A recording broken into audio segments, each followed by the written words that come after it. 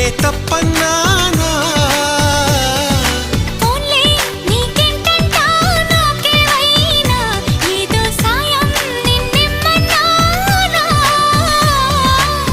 వలపంటే నిప్పు లాంటిది కలకాలం దాచలేనిది సలహా విని ఒప్పుకోవే ఇక